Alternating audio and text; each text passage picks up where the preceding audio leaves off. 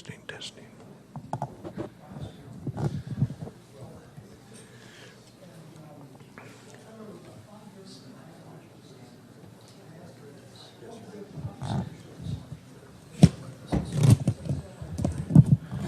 Oh, that's a great help. Can we center it? That's not so easy, huh? Is that the right distance? Testing, 1, 2, 3, 4. Testing, testing, testing. Testing. Testing. You can't center it, huh? Well, if I do, there's no shadow. Okay. Oh, I see. You got more than one consideration. All right. I like to lean to the left anyway, so. Yeah, no, I don't think so.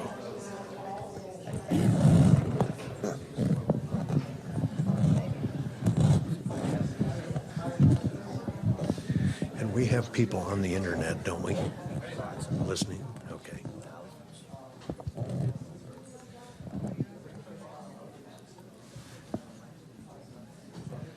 Nice one to Jamie out of the bottom. Uh-huh. Is that the right distance? Is that close enough?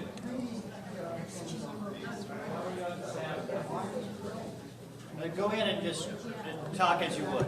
Okay. See what happens. Testing 1, 2, 3, 4. Testing 1, 2, 3, 4. Sounds good from here. Thank you.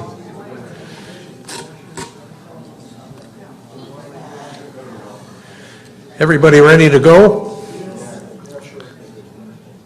If you'll get seated, please, we'll get started here.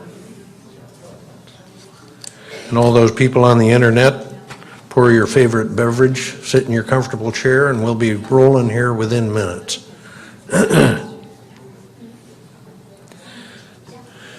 Thank you very much to everybody for being here tonight. My name is Peter Davenport. I'm one of the witnesses at the citizens' hearing. I'm the director of the National UFO Reporting Center, which is located in Washington State. I've been its director for almost 19 years. The National UFO Reporting Center was founded in October of 1974, and it's been in continuous operation since that time. What it is a facility that allows people, used to be in the United States, now because of the international nature of the telephone system and the internet system, we receive reports of UFO sightings from around the world. I'm delighted to be here. Thanks for coming, everybody, and thanks to everybody on the internet who's listening to this lecture. I should make an announcement. We're running a little bit late. That seems to be the standard here. I certainly violated that myself this morning. The last bus, if you're going north, the last bus to the Washington Plaza leaves, I'm told, at 10:15, so perhaps the AV people in the back could watch the time. And when we get close to that, maybe we'll make an announcement if you want to take that bus. Anyway, I'm delighted to be here, and I'm delighted to share with you the best evidence for the visitation of our planet by these objects we call UFOs tonight. Evidence, information collected over the last 19 years. What you're going to see is the best data that I can present on the subject. Next slide, please, Jennifer.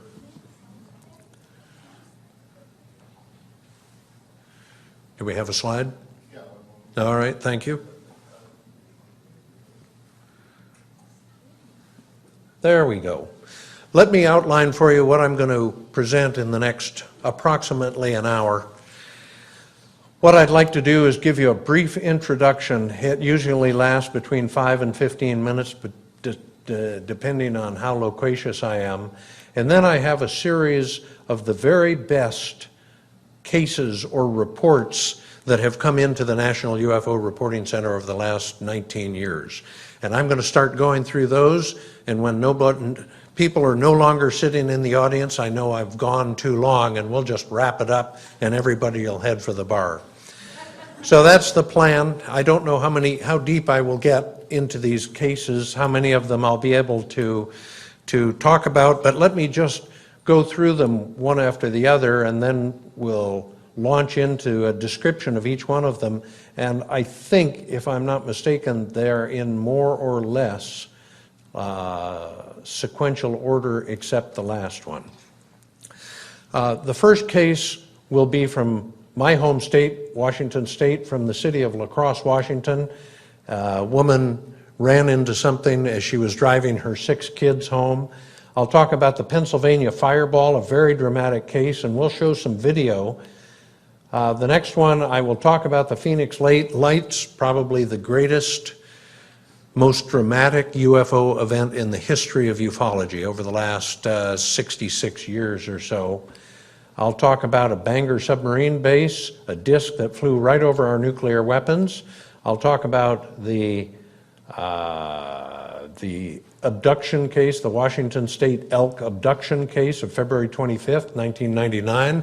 An elk was lifted out of the forest by a UFO in front of 14 forestry workers, scared the daylights out of them. I'll show you the photographs of that. I may have time for the New Mexico flash, and I've got some very good video. I'll talk briefly about the Todd Seas case, a gentleman who our best evidence suggests was sucked up into a saucer while wearing his underwear off a mountaintop in Pennsylvania. 39 and a half hours later, they found his mutilated body hanging in a tree.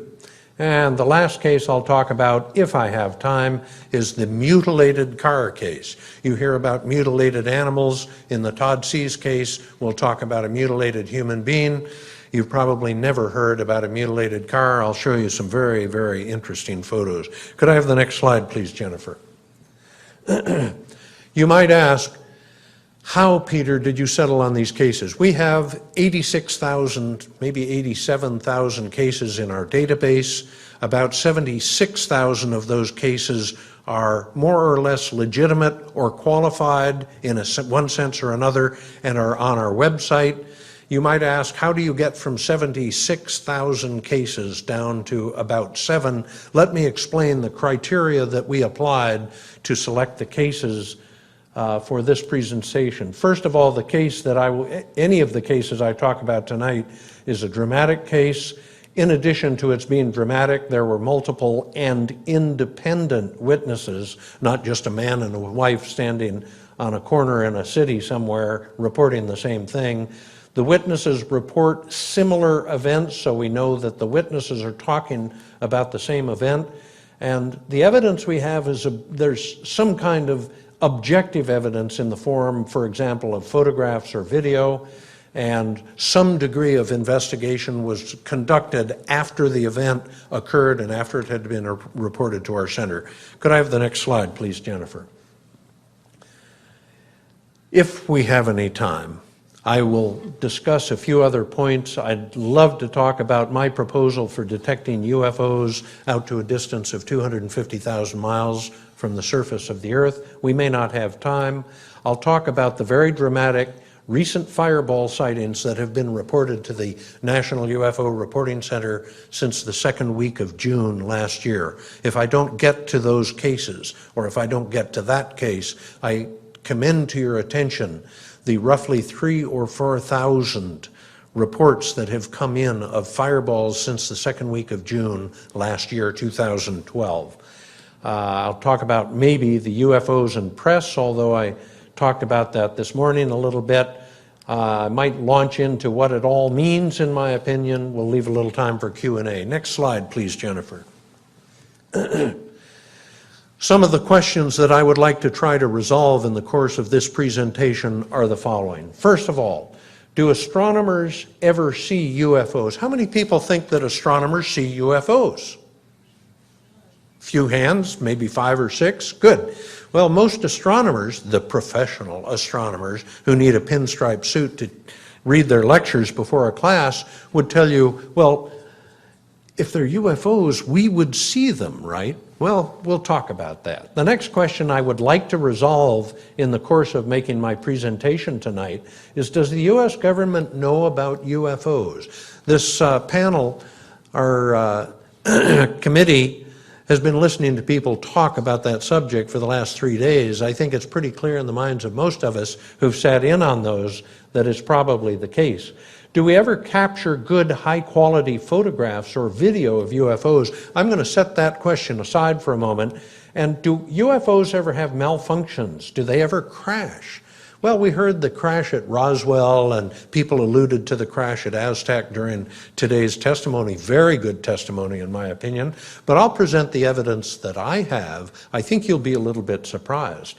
And if UFOs are real objects, how long have they been coming to Earth? That's a pretty interesting question. And I'll present evidence that will, I think, convince most or all of you that it did not start on the 24th of June, 1947. Next slide, please, Jennifer. My interest in UFOs started very early. In fact, I believe it started on the 17th of July, 1954 in St. Louis, Missouri. I was a lad of 6 at that time. I was seated in the right-hand seat of a 53 Studebaker, our family car, and we saw, together with hundreds, possibly thousands, maybe tens of thousands of people, a very, very dramatic UFO sighting.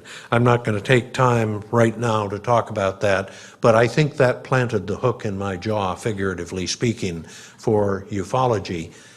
And by 1965, I felt like an old salt when it came to UFOs. I'd done a lot of reading. I was very, very interested in the subject. My parents indulged me. They bought me books on the subject. This is a photocopy of an article I wrote. The date you may not be able to see, but it's September 13th, 1965. I graduated from high school June of 1965 up in Derry, New Hampshire.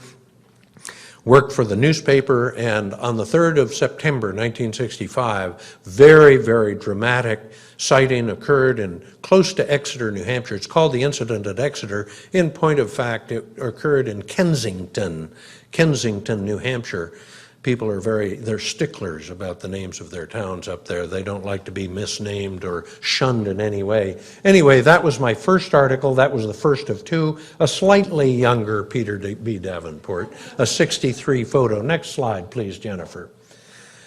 Been a lot of articles since then. The Chicago Tribune did an article on January 1st, 2007. In fact, you may have seen the CNN video of the several gentlemen who saw the disc above gate C-17 at O'Hare Airport. They did a very extensive article in the Chicago Tribune. John Hilkovich was the author. I had done everything but drive to Chicago and beat him over the head with a cotton ball to try to get him to do that article. He resisted for weeks. Suddenly he decided to do it when I sent him some objective data. He just forgot in his article to write where he had received the information from. Next slide, please, Jennifer. LA Times. Front page, Friday, 28th of March, 2008. Thomas Alec Tizon was the author. Actually, he was a bureau chief for the LA Times in Seattle, Washington, and he contacted me months earlier. Finally, in early March 2008, he came out to my home in eastern Washington. I live about 50 miles west of Spokane, out in the wheat country, and we spent a day together. Very, very nice guy. Wrote a delightful article. While he was at my home, he admitted to me that he was considering doing sort of a lampoon of this crazy guy out in eastern Washington who believed in UFOs, spent his whole day answering the phone and talking about UFOs. While he was there, after I'd shown him some of the data that you will see tonight, he called his editor in Los Angeles and said, I would like twice the space in the LA Times that I have been allotted for this article. That's the article. That structure in the background is part of the underground ICBM missile site that I own in eastern Washington. It's the reason I moved out there from Seattle.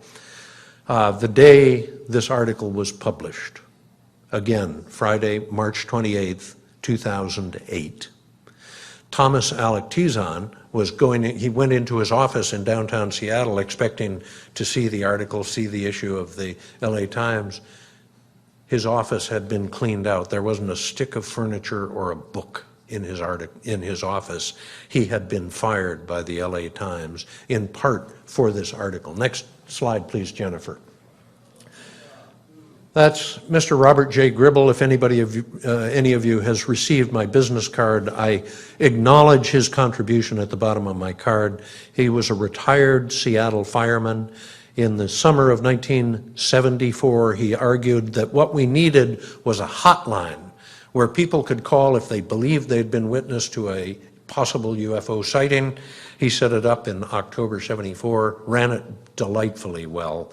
His stamina is unbelievable. I guess the stamina of a firefighter, and did a wonderful job. Next slide, please.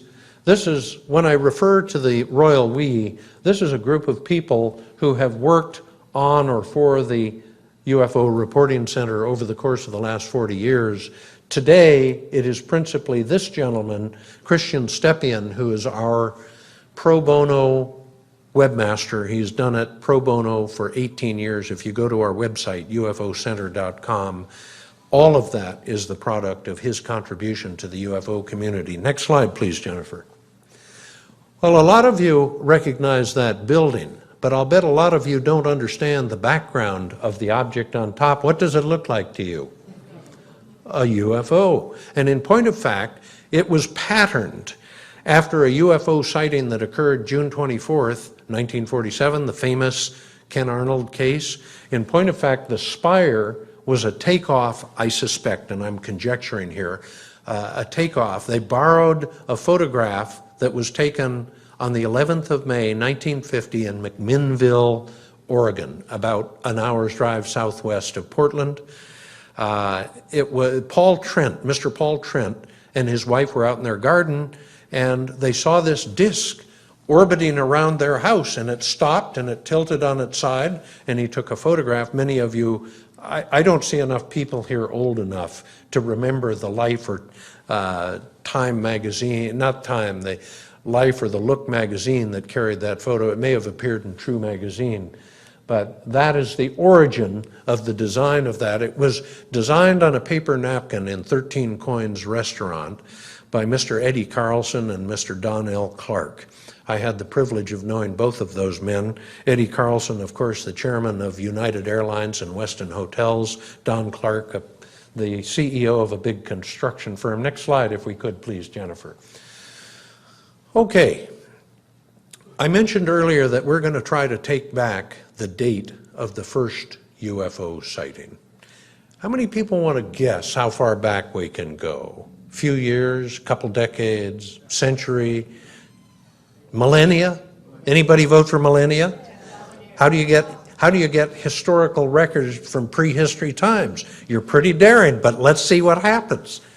This is a very, very interesting article written by Mr. John O'Keefe. It appears in the June 1960 issue of Sky and Telescope, I believe. I'm remiss, I don't remember. It was back in the days before they put the attribution on the bottom of the page, so when you photocopy it, people know where it came from.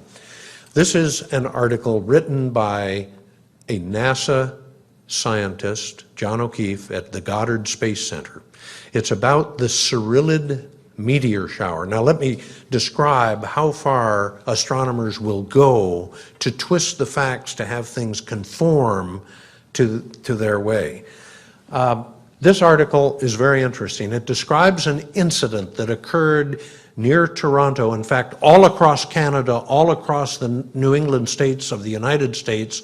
It was even recorded by ships at sea in their logs. It's called the Cyrillid meteor shower. If we could go to the next slide, please, we'll understand a little better. This is what happened.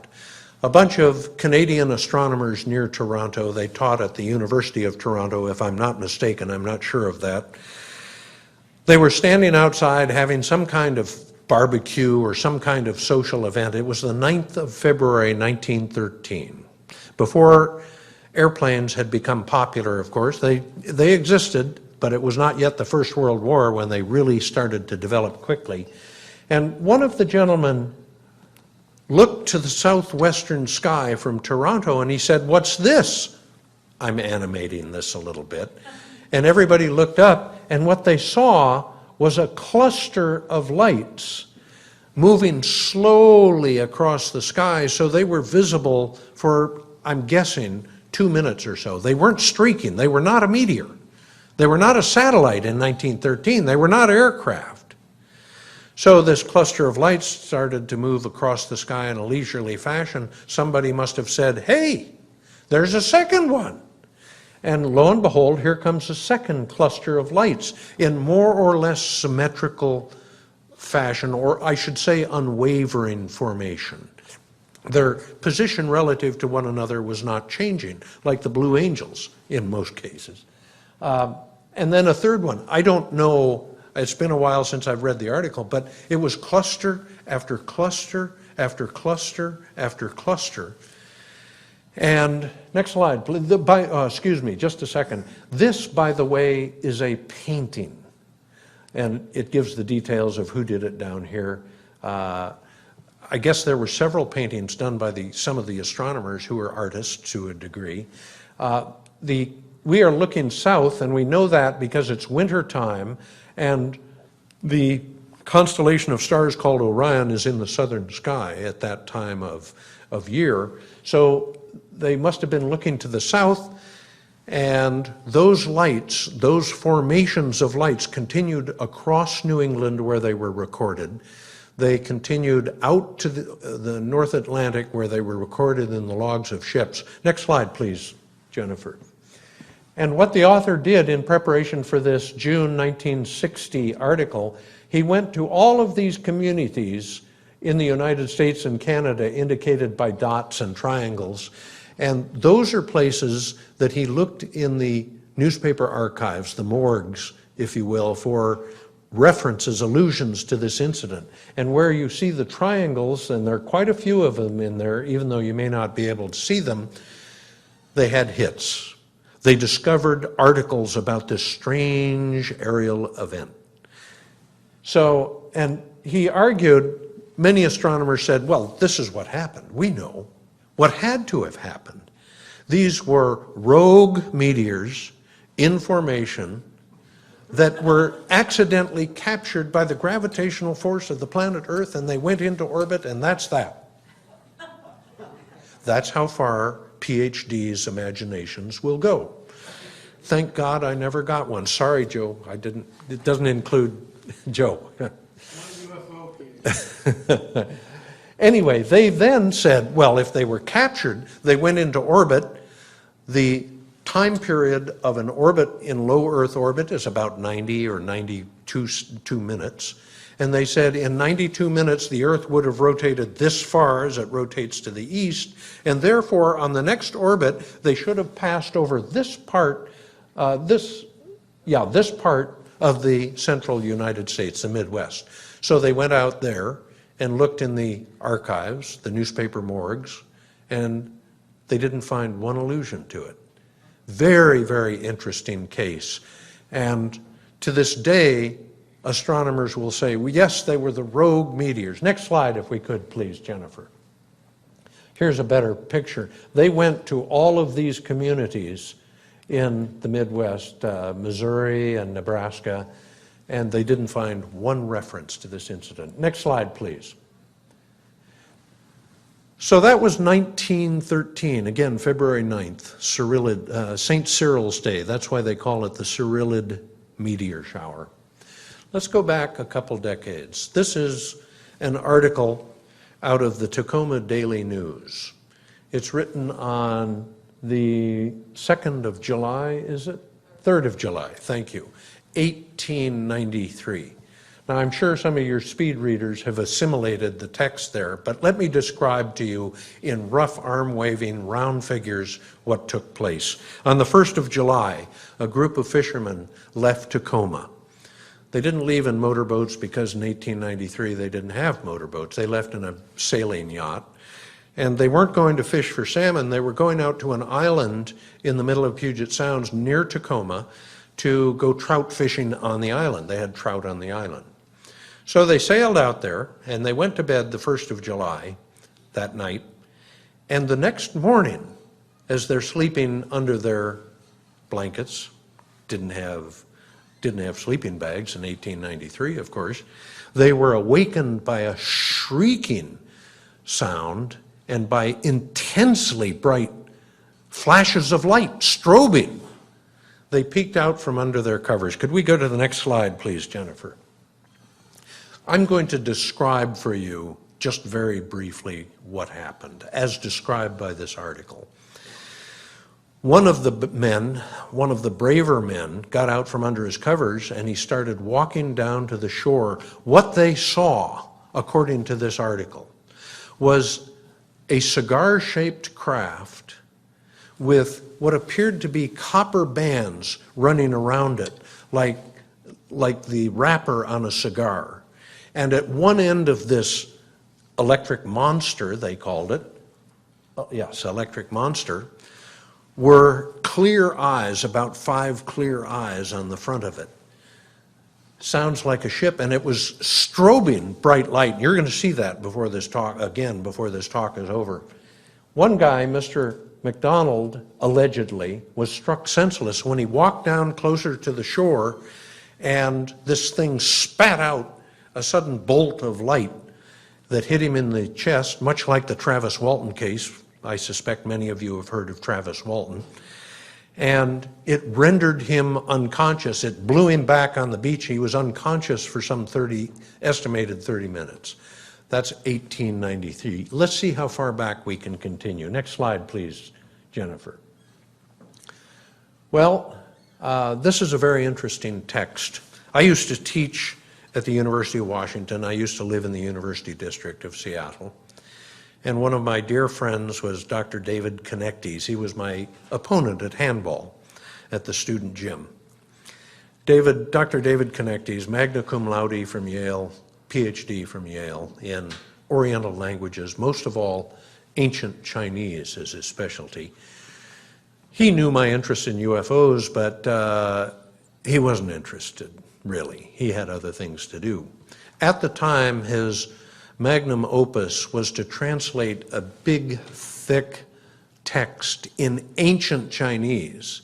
This is 600-800 years ago, for which there is no dictionary. Imagine translating ancient anything without a dictionary.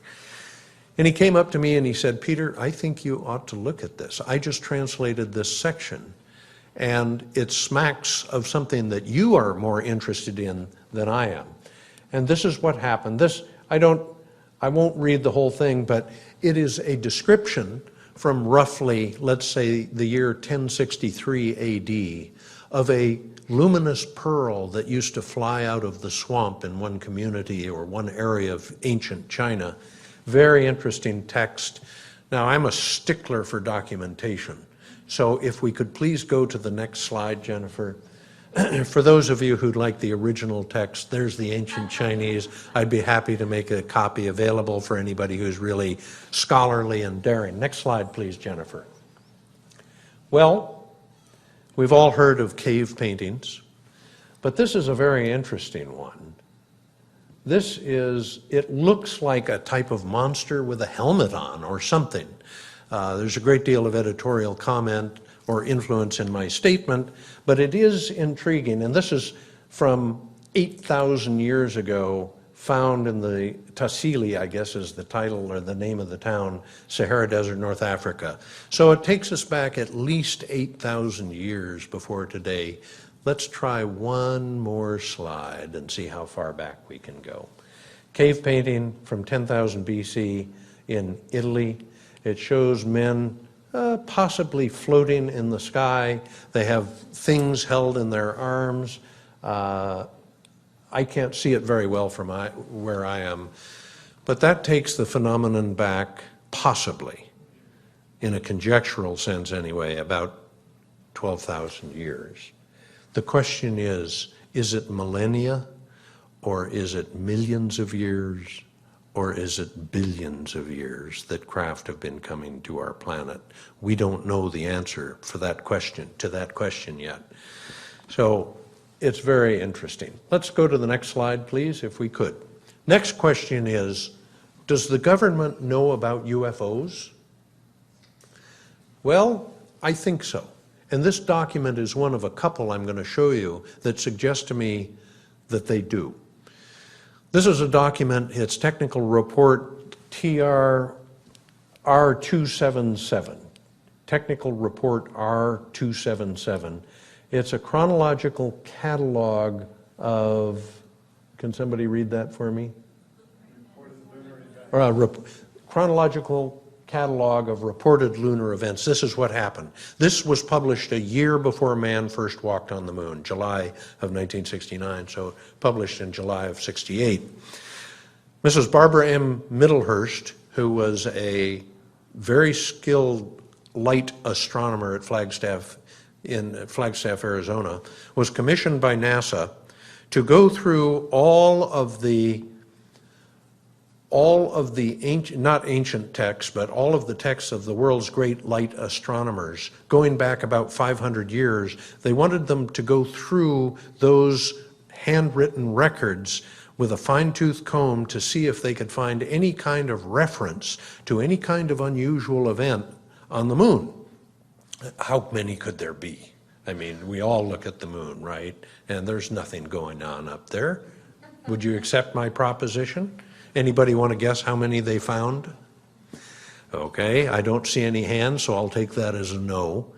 They found between 6,000 and 7,000 references in the logs, the handwritten logs and notes of the world's leading light astronomers going back to the year 1500 or earlier. They winnowed down those 6,000 to 7,000 to about 600. It's about a 60 or 70, maybe an 80-page article. But this is the document that NASA received from Barbara Middlehurst. Next slide, please. This is, for example, one of the entries, the year 1587, if I'm reading it right, in March, a steer was seen in the body of the moon upon the blank of March, whereat many men marveled, and not without cause, for it stood directly between the points of her horns, the more being changed, not passing for 5 to 6 days. In other words, there was an anomaly on a specific point in the moon that this astronomer saw, and presumably other astronomers may have seen it as well. What it was, I cannot tell you. We'll never know. But it's interesting that they found so many of these anomalies in astronomers' notes when they went through them very, very carefully. Next slide, please, Jennifer. Anybody know of this document? It's a federal publication. The Fire Officer's Guide to Disaster Control, they're the authors, Kramer and Bame, I think. The reason this is interesting, again, a federal publication published by the federal government of the United States to train emergency responders to disasters, to control disasters. Let's go to chapter 13 in the next slide. Let's see what it says. It says, chapter 13, of course it's chapter 13. We're ufologists, right? That's like the day I was on the CBS News with Dan Rather. Anybody want to guess the date? April 1st, 1996, April Fool's Day. It always happens. This is a very interesting chapter. It's what to do in the event of enemy attack and UFO potential. The UFO threat of fact. And it talks about the Battle of Los Angeles that occurred on I think it was the 26th of February 1942. Linda Howe alluded to that today, citing how many artillery rounds, anti-aircraft artillery rounds were fired. She said 1,400. I think it says something close to that amount. I can't see. 1,433. So it seems odd to me, and I suspect it does to you, that if the federal government believes that the UFO phenomenon is pure folly and malarkey, why are they publishing a training manual to alert the possibility of such a disaster to bring it to the attention of emergency responders? Next slide, please. Okay. The other question on that list of 5 questions that I hope to resolve in the course of this talk was, do UFOs ever malfunction? Do they crash?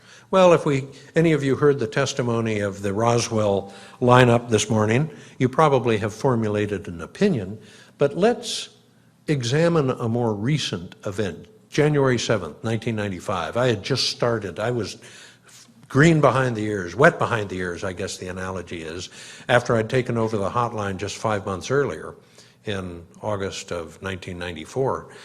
So just after the turn of the year, I got a call from the Tennessee Emergency Management Agency, and I'm going to describe to you what happened.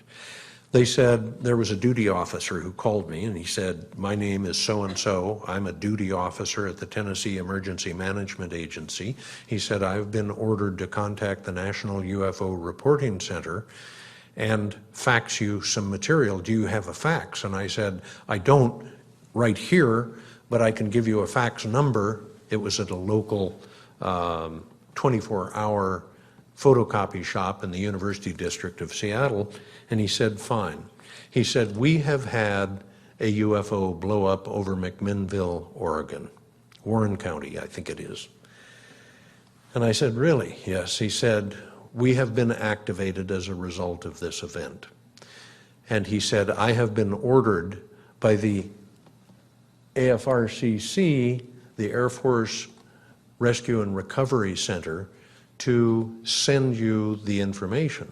He said they ordered us to share the information with the National UFO Reporting Center. He said, are you a secret organization, a secret arm of the government?" I assured him I was not. They're my adversary, of course. And he said, "Well, I'm going to follow through on my orders. Please give me the fax number." Within 20 or 30 minutes, I was there. I had the fax that you're about to see. So the OIC officer in charge, I can't read it from here, but AFRCC is it? And you can see all of the contact information and Tennessee Emergency Management Agency. Could we have the next slide, please, Jennifer? This is a little bit better. The date was flawed on the last one. It said 94. This is January 8th, 1995. This is a fax cover sheet. And to the National UFO Reporting Center, there's our number, 722-3000, and from Mike Smith, the operations officer, and so on. Next slide, please. And what he faxed me was a sheriff deputy's report about the alleged incident. This is what happened. That night, and I believe it was a Saturday night, people in McMinnville, Tennessee, not a big city necessarily, but they were big enough to have an airport. People were looking at the airport, and what they saw was a cluster, a flotilla of objects embedded in strange light that they were hovering above the McMinnville, Tennessee airport. And at a certain point, they started descending, but descending very slowly.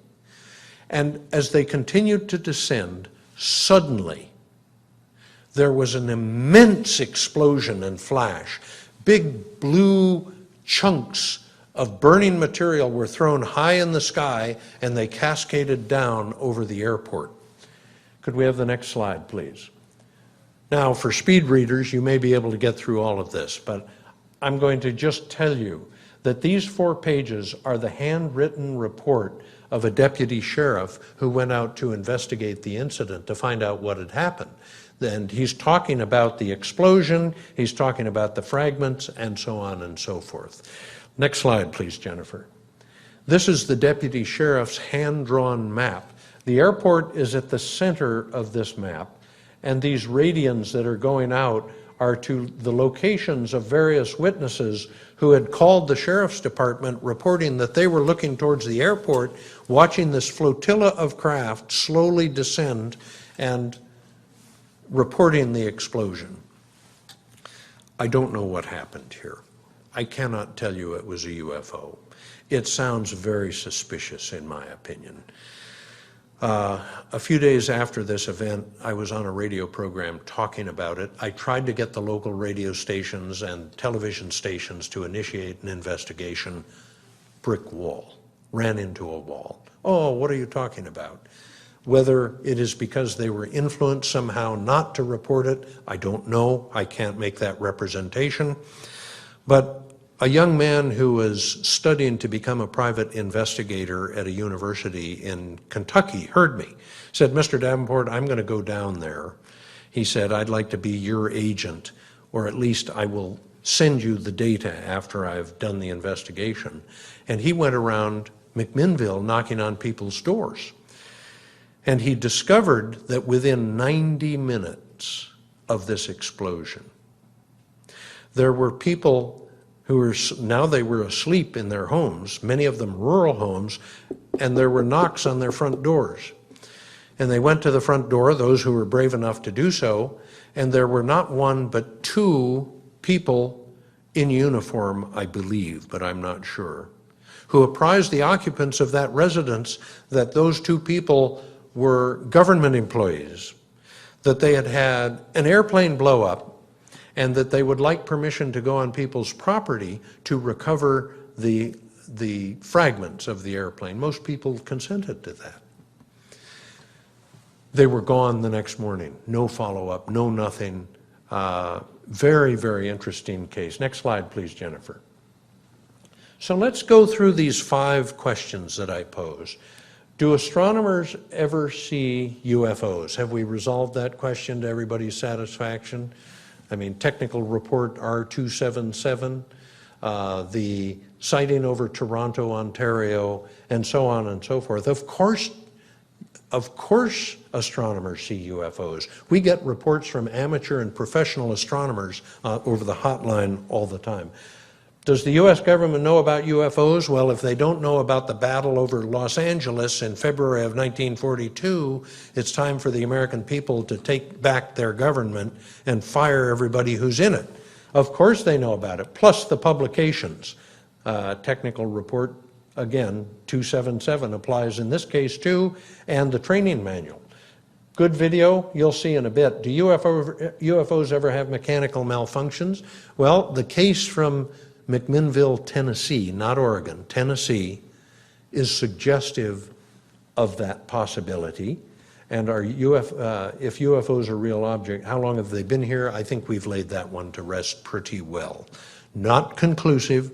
We don't have bone-crushing proof, but a lot of very strong suggestion. Next slide, please, Jennifer. First case, the La Crosse, Washington. This occurred about 2 hours south of where I live in the state of Washington, out in the southeast corner of Washington state. It's wheat-growing country. We refer to it, all the area, collectively as the Palouse. This is what happened. A mother and her 6 children were taking a shortcut home, driving north on Zering Cutoff Road. That was a fateful mistake, the mother admitted to me later, in Whitman County, Washington, southeast Washington, when they witnessed something intense, some intensely bright lights ahead. Shortly after first witnessing the lights, they all witnessed 3 delta-shaped craft slowly pass over their car and in front of their car in formation, slowly. I'm going to show you the mother's illustrations and the oldest daughter's illustrations. The mother, after this incident, admitted to me she was so terrified by it. She called me 3 days after the event. She called me on the 1st of January 1995. She would not go outside after dark. Next slide, please. This is what the 3 objects looked like, according to the mother. They had been hovering over a wintertime wheat field, motionless. They had a bright headlight on the nose of the craft, up here, this is the nose, that shone yellow light on the ground ahead of the craft as they moved across the field. There was a small louver in the ventral surface, and I'll explain in a moment why. Each craft approximately 40 by 40 feet? Sizable craft, the size of a small aircraft. Next slide, please. What she saw, and her 6 children in the back seat and the front seat saw, you can wonder how many had seat belts on if she had 6 children. That was not all of them, by the way. The mother had stopped on Zering Cutoff Road, right here, and this is her illustration. It's a big illustration like this. She went to great trouble to do this illustration. She saw these three black objects. At first, all they saw was the bright lights in the distance over the field. And she said to her kids, "Hey, look at those 18-wheelers out in the middle of the field." She should have known better.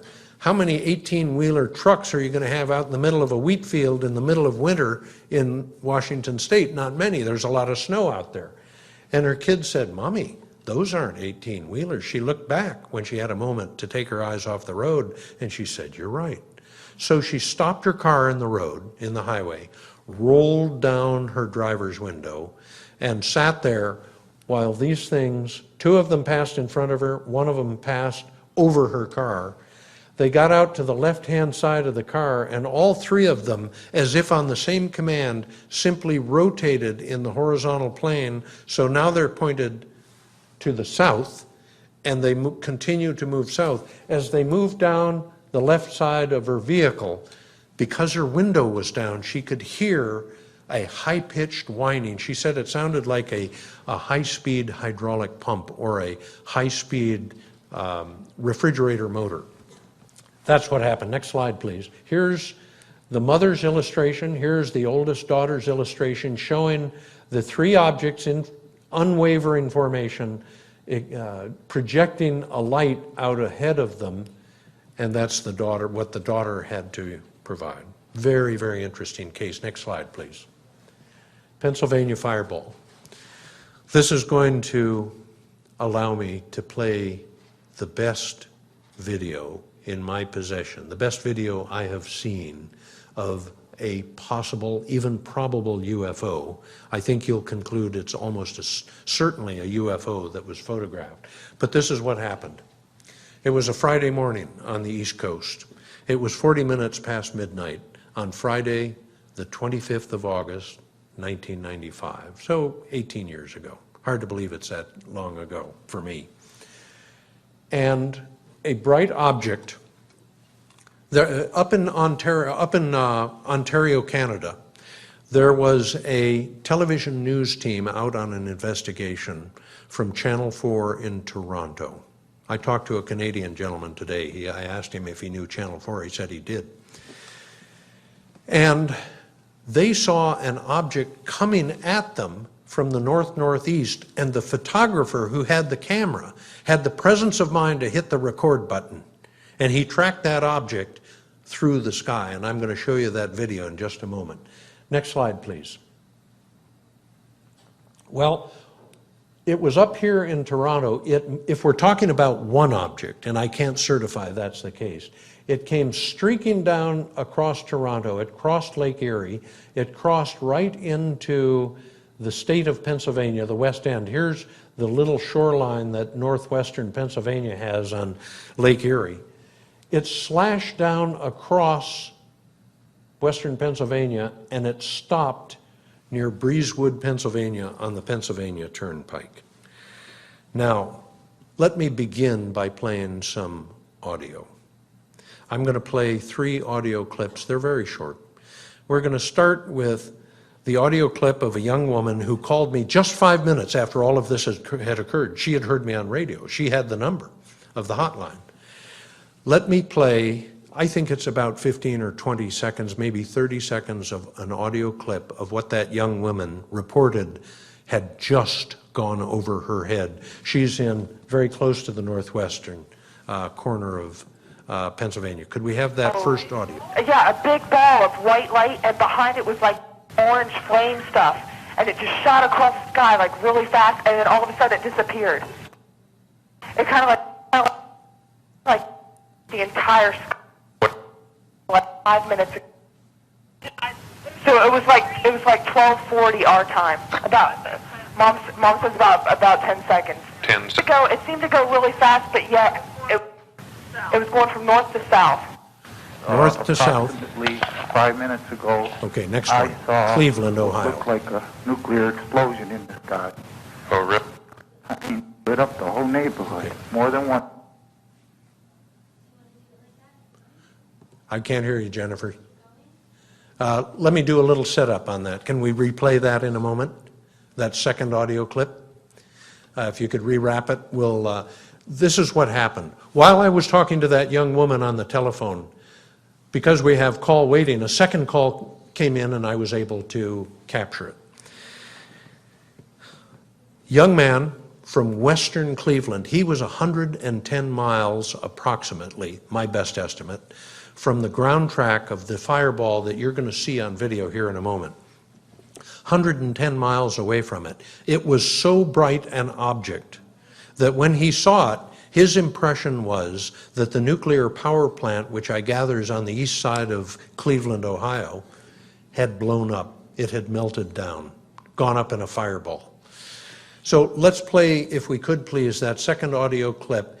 Listen to the emotion in his voice. You can tell that his voice is wavering. Approximately 5 minutes ago, I saw what looked like a nuclear explosion in the sky.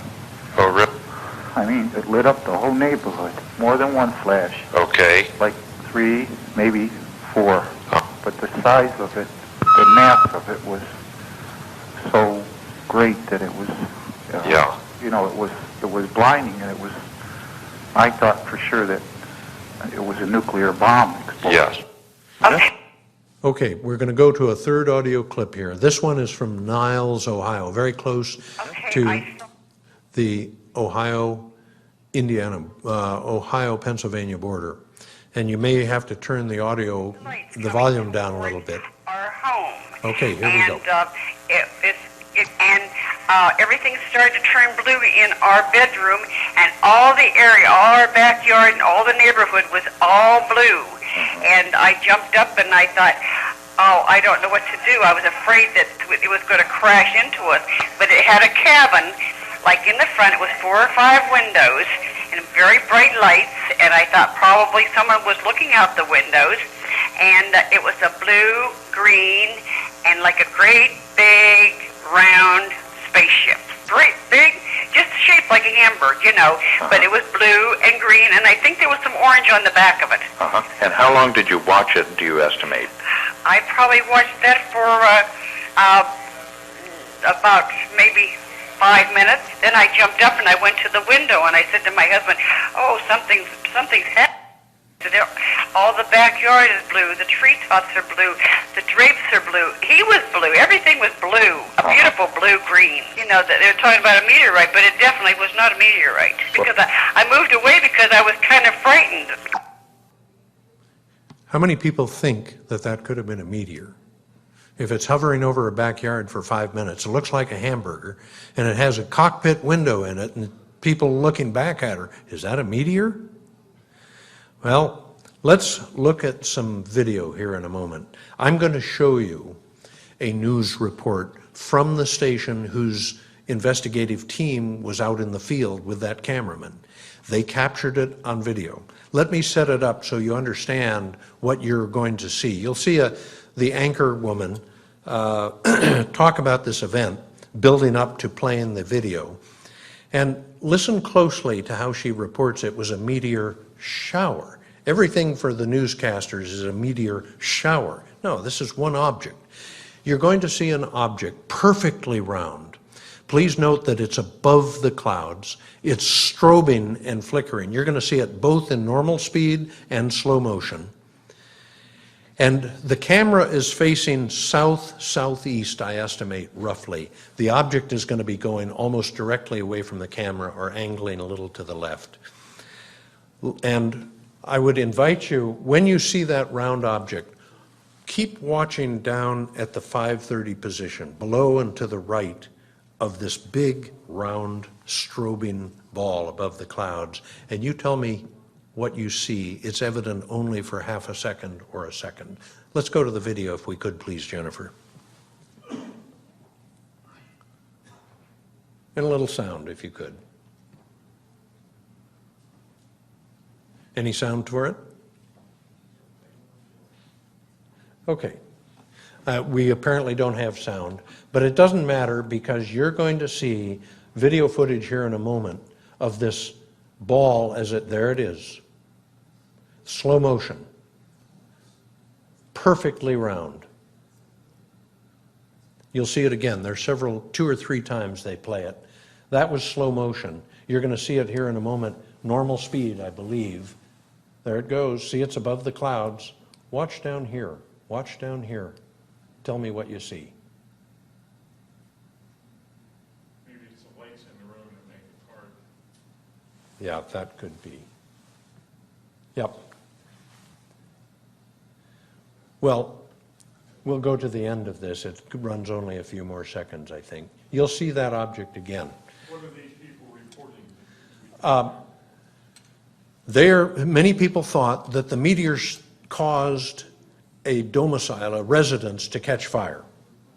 And they were looking for radioactivity in the home. Why they would expect radioactivity from a meteor that caused a fire is not clear to me at all. But we'll go to, and this gentleman, a professor of astronomy, I think, or some technical field. Watch down here if you can.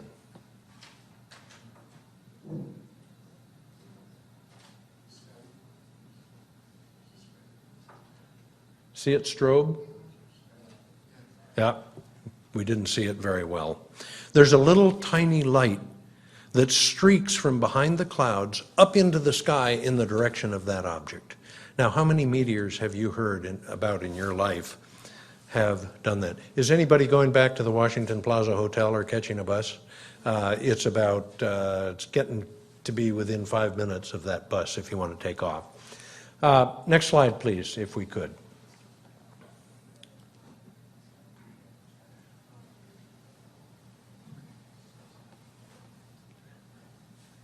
We're going to play some audio clips of what other, well, if we could, any possibility? Oh, we're having some audio difficulties. Okay. Well, the speaker has his difficulties too, so I guess we're even. Let me actually, I've done 2 cases. How many people are ready to head for home? Getting close? Pardon? Which clip? Let's try it again now. It's starting again now? You want to do that one again? Yes. Okay. Video. Which one? I don't know what they're, are you talking about the video, Jennifer? The what? They're asking which video you want. Okay.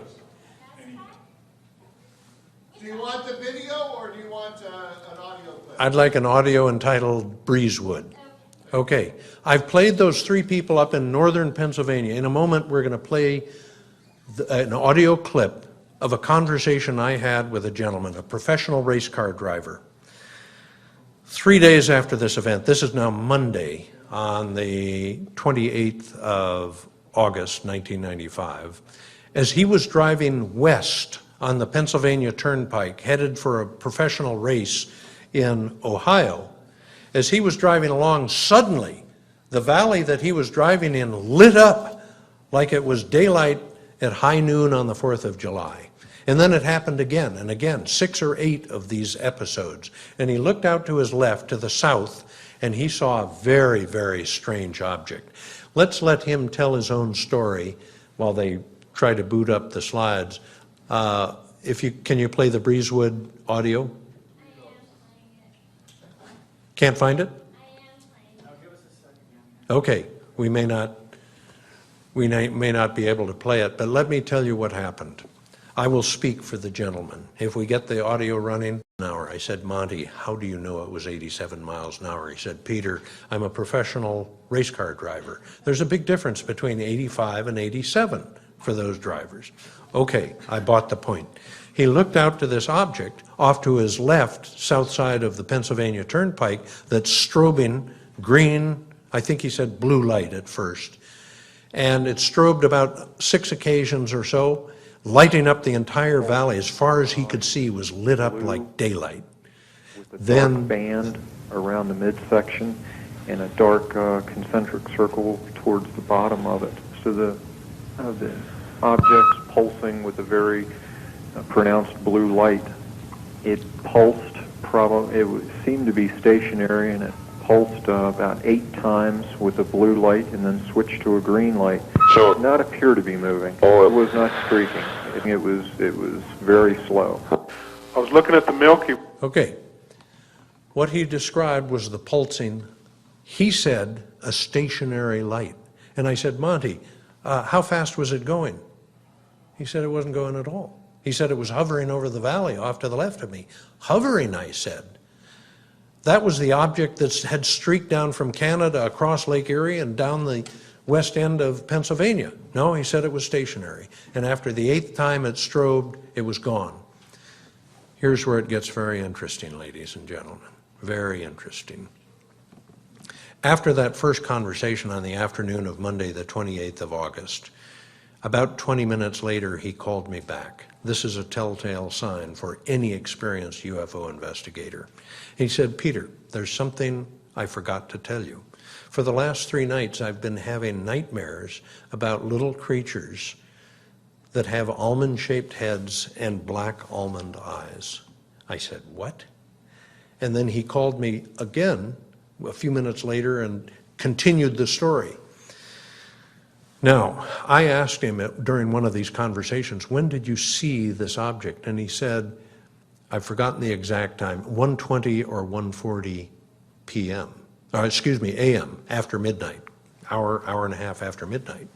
And I said to myself, well, he just hasn't set his clock. He's about to cross a time zone and his clock is off. His watch is off by an hour or so. And I went back to that issue and I probed a little bit more deeply, and lo and behold, his watch had been set to the East Coast time. He was still in the Eastern time zone. It was an accurate watch. It was a racing watch. It appears to me, ladies and gentlemen, and I have no proof, that this gentleman who was driving down westbound on the Pennsylvania Turnpike with his race car and a trailer behind his towing vehicle may have been scooped off the highway.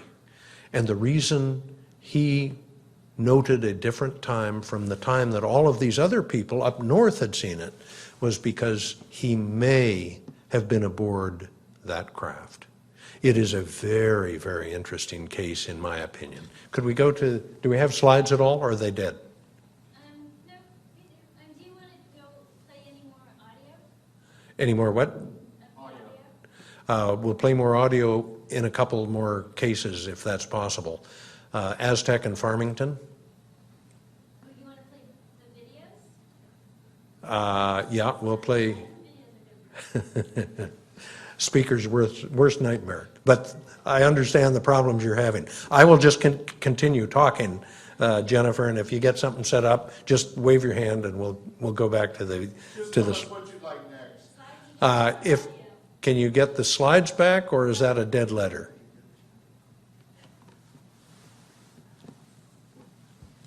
Must be a time warp or some kind of electromagnetic anomaly.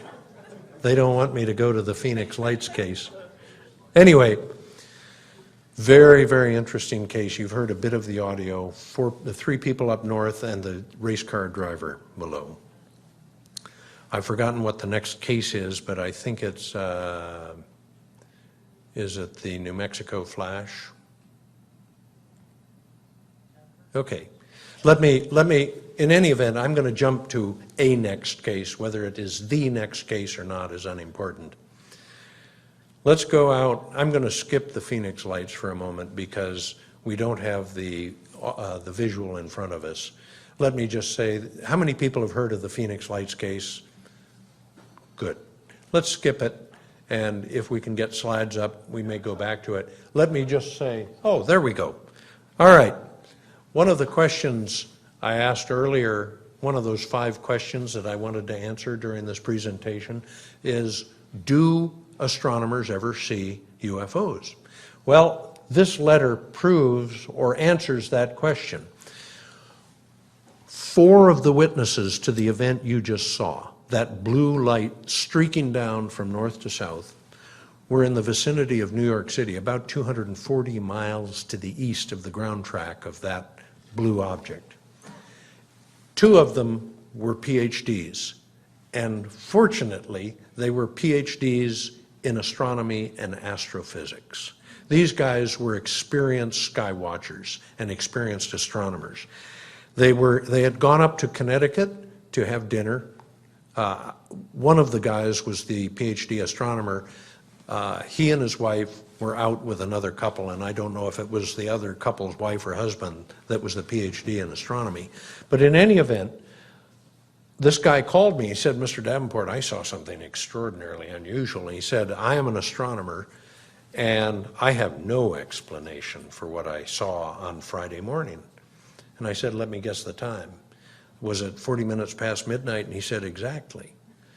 So what he describes in his one-page typewritten report, and the reason I know that he's a PhD is because it took me 14 months to get him to write that report and submit it to me. He mailed it in. This is before the internet, before email. And he talks about this incident and what he saw as he and his wife and the other couple looking to the west saw was a blue strobing ball of light descending and streaking from their right to left, that is north to south.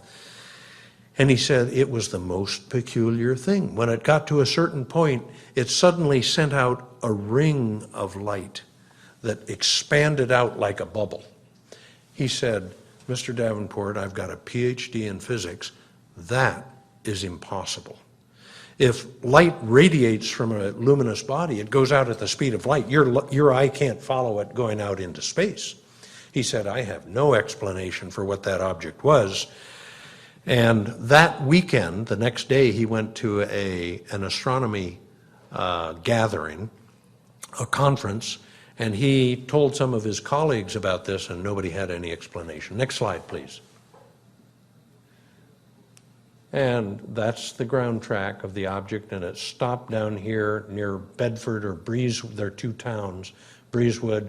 The Pennsylvania Turnpike goes along the southern tier of Pennsylvania. Next slide, please. That's what it looked like to the professional race car driver as he looked out to the left, to the south, out of his car window. A blue flickering ball with a black band around the equator of it and a black circle around the bottom. Enough said on the Pennsylvania Fireball, August 25th, 1995. Next slide, if we could, please. Phoenix Lights, I'm going to go through this quickly. The one thing I want to impress upon you was how dramatic and how bizarre this event was and how big the triangles were. Could we have the next slide? I'm going to go through this quickly. I'm over time a bit, and I'm going to go for just a couple more minutes, and then we're going to call it quits. Is that okay with everybody? It's late, and everybody wants to get home. This is what happened. You all know the Phoenix Lights. What you may not know is two U.S. Air Force F-15s were scrambled out of Luke Air Force Base. Next slide, please. This is the first report. In point of fact, the Phoenix Lights should not be called the Phoenix Lights. They should be called the Henderson, Nevada Lights because of this report. This report was written on March 18th, 1997, Henderson, Nevada. So about 5 days, was it 5 days after the event had occurred? This is a detailed report, not sophisticated in any respect, but it tells us what we need to know. Gentleman was in Henderson, Nevada, which is the southeast community in Las Vegas, and he saw a cluster of wedge-shaped objects go over his head, headed to the southeast. Within minutes, they were headed down towards Phoenix. Next slide, please. Here's another handwritten report we received. Next slide, if we could, please. This is the first page of my handwritten notes for the first caller about the Phoenix Lights. You can see it's 22 hours, is it, on the 13th of March. And before this night was over, 8 hours later, my floor was covered with pieces of paper like that. I had 2 tapes full of what people had reported. People were calling from Phoenix every 15 or 30 seconds, demanding to know what had just gone over their heads. This is the event that the Air Force tried to convince us later, within days, had been caused by flares launched 80 miles to the southwest of Phoenix. Next slide, please. That's what the object first looked like to one of the witnesses. Next slide, please. And people reported a variety of craft. This is substantially different from the last one. This is a big V-shaped object. To give you some idea of how big this is, I estimate that it's many miles across and that these lights, which were like recessed lights in the ceiling, were upwards of 200 yards in diameter. Those lights are 200 yards wide, twice the length of a football field. Next slide. This is not a photo, it's artwork. It's a rendition done by an artist who talked to the actual witnesses, Rob and Lee. I know he talked to them at length because he paid for it on my phone card. Next slide, please. This is an example of what people saw and reported. This one guy was so desirous of showing what it really looked like that he used black paper and painted it with white ink to simulate a black night sky and show what the lights look like. That's how big the full moon looks like relative to the object. Next slide, if we could, please. Next slide. I'm going to play a couple more, show a couple more slides and then play one more video, maybe two more videotapes, and you will understand better why my calculation is that these objects were, one of the objects was not less from wingtip to wingtip, was not less than 7.4 U.S. terrestrial statute miles. This is a photograph of Camelback Mountain north of Sky Harbor Airport. Sky Harbor Airport has a major runway running east and west. Tempe and Scottsdale are out here. This is Camelback Mountain because of its profile, its shape. Next slide, please.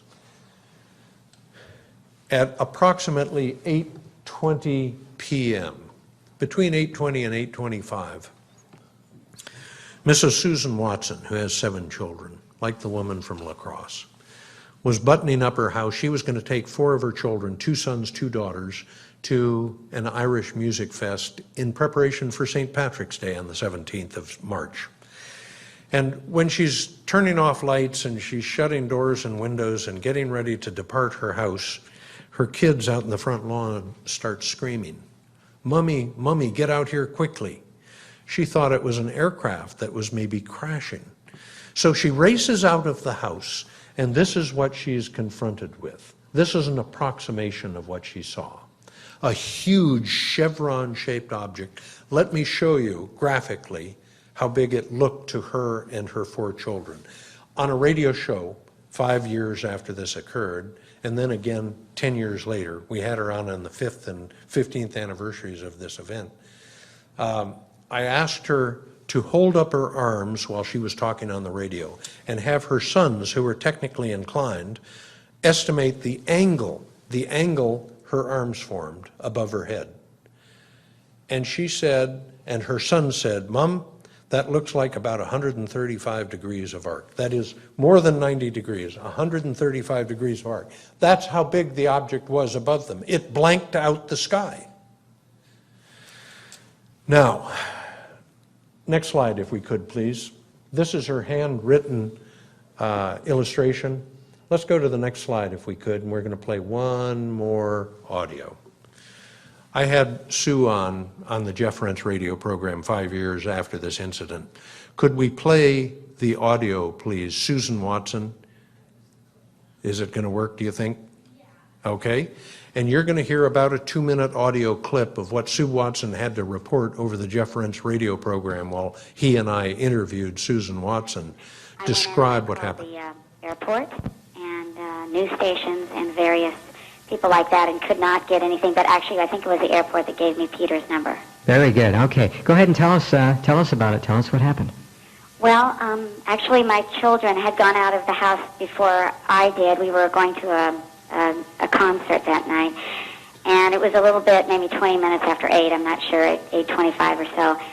And my daughter came running in and said, "Mom, you've got to come out of here right now. We've got something coming over Camelback Mountain," which is a landmark in Phoenix, and we live just a mile below it. So I ran outside. At that time, I had 4 children that were outside with me, and we just watched it. It was the most unbelievable thing I've ever seen come over my house, and it came over extremely slow. I mean, it was just kind of coming over this Camelback Mountain, which is, like I say, a landmark with lots of housing on the mountain. Mm-hmm. I live in a pretty populated area, so everybody is watching the same thing that we are. and the kids started laying on their backs on the yard. You know, They laid down.